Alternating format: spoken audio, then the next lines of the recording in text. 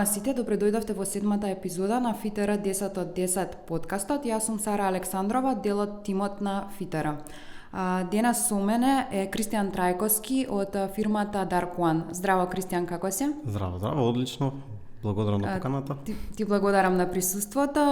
Кажи ми, Кристијан, зашто станува збор во вашиот проект? Ние сме Dark One. Ние сме студија кој што работи на изработка, издавање на видеоигри, така што ние работиме видеоигри практично. Ова е еден од двата наши проекти кои што ги имаме изработено со Фонд за иновации, се оригинални видеоигри. Така, како дојдовте вие до оваа бизнис идеја? Сите од оригиналниот тим со кој што го основавме Dark 1 како предпријатие, сме, да кажам, многу страстни геймери и како деца сме заинтересирани за игрите и исто така сме биле секогаш. Тоа беше една од главните причини. Да, мислам, од секогаш сме имале пасија за игри и сите сме креативни лица кои што сакаме да пробаме да направиме нешто наше. Како оригиналниот тим на Dark One работи заедно уште од 2012 година, се собираме, одиме по настани Game Jams Скопје, односно Global Game Jam во Скопје, на кој што во 2013 година дојдовме прво место. Иако во просек бевме супер млади и супер неискусни. Браво. Меѓутоа, тогаш натаму почнавме да работиме заедно, да се појавуваме на вакви настани. Значи, речиси секој Global Game Jam во наредните неколку години присуствувавме, правевме нешто кој што ние сметавме дека е забавно, дека е интересно. Присуствувавме и победивме на Nordeus Hackathon во Белград. Nordeus Hackathon 3.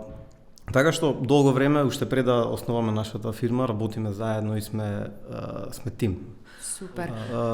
Во 2017 година сите ние одлучивме да си дадеме откази од каде што работевме и да започнеме да работиме на оригинални видеоигри. До тогаш имавме соработувано со други студија, работено на туги игри, тогаш решивме дека сакаме да направиме нешто наше. Во 2018 година решивме дека нашата игра е речиси подготвена и треба да основаме фирма. Тука дознавме дека Агенцијата за вработување нуди опција за самовработување, програма за самовработување со која што има некаква помош за Тоа беше вашиот старт. Тоа беше нашиот старт. На тој начин обезбедивме основна опрема, компјутери, бироа, монитори, сите оние основни средства за работа. Таа игра издадовме, не беше премногу успешно, но меѓутоа беше првата наша целосно завршена, комплетирана игра, издадена на голем број на платформи. И кога завршивме со таа игра, почнавме да бараме нешто ново. Добивме посета од тогашната министерка за труд и социјала и Јован Деспотовски, тогашниот претседател на Фондот за иновации, кој што ни спомна дека нашите проекти би можеле да ги аплицираме на Фондот за иновации. Така што тогаш одлучивме да почнеме со нашата соработка со Фонд за иновации, да си ја пробаме нашата среќа. Така, колку е развиена гейминг индустријата кај нас? Кај нас нема премногу гейминг студија, меѓутоа последните неколку години започна се повеќе и повеќе да расте индустријата. Како пазар, нашата држава се уште не е погодна за продавање, не затоа што има нека култура на пиратерија многу често и реалната цена на игрите е многу поголема отколку што можат просечниот македонски граѓанин да си дозволи. Така што како пазар не сме развиени. Меѓутоа има многу голем потенцијал за да бидеме место каде што се развиваат видеоигри, затоа што имаме многу луѓе кои што се заинтересирани за тоа, нема премногу фирми достапни во кои што може да се вработат. Обично луѓето кои што се заинтересирани за видеоигри се вработуваат во други индустрии, да речам, дали програмерите, IT сектор, да. И како индустрија, значи како работа, развојот на видеоигри е на вистина, да кажам, страшно голема задача, бара премногу посветеност, многу знаење од различни полиња, значи мора арт, за една игра да постои, да биде интересна, да биде забавна за играње, мора да има арт, многу, значи арт директор кој што ќе знае што прави, ќе знае како да направи оваа игра, да биде концизна, да биде забавна за гледање, забавна за око. Треба да има програмер кој што ќе се осигура дека сите механики кои што ги има оваа игра функционира, дека нема многу багови, дека игрива. Потребно е гейм дизајнер кој што кај нас за жал немаме премногу, затоа што немавме достига. Нема побарувачка така. Не дека нема, не постојат фирми кои што вработувале гейм дизајнери кои што се искусни во гейм дизајн, така што меѓутоа има многу луѓе кои што се заинтересирани, така што сметам дека имаме патот ни само нагоре тука. Потенцијал. Имаме многу потенцијал. Кажи ми, како течеше процесот при апликација? Дали бевте задоволни вие од целиот тим на Фитера? Дали ви помагаше? Процесот за апликација нас не ни беше премногу сложен.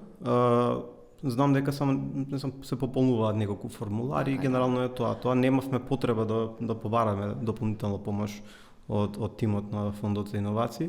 Меѓутоа све беше според нас, доколку некаде имавме некои прашања, да се обраќавме во суштина. Како ви помогнаа средствата што ги добивте од Фитера?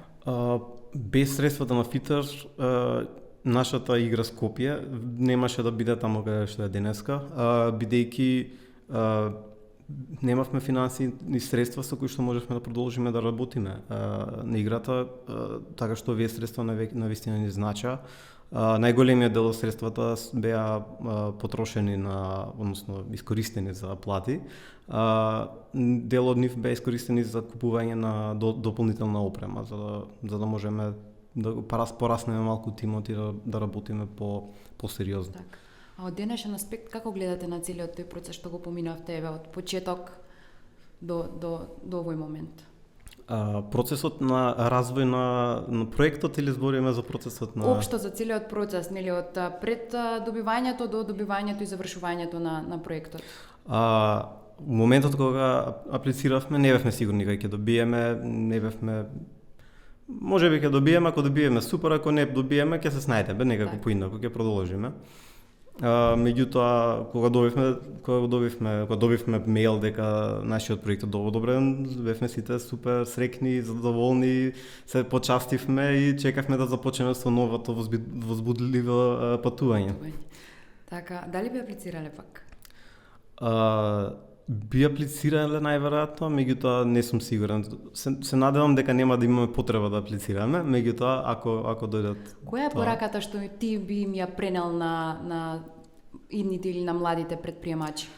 Најглавната порака е да бидат упорни и да не се откажуваат, затоа што најлесно е да се откажеш од нешто, најтешко е да го спроведеш до крај. Ние се гледаме што е можно повеќе да спроведуваме работи до крај. Така. Ти благодарам, Кристијан, за денешниот разговор.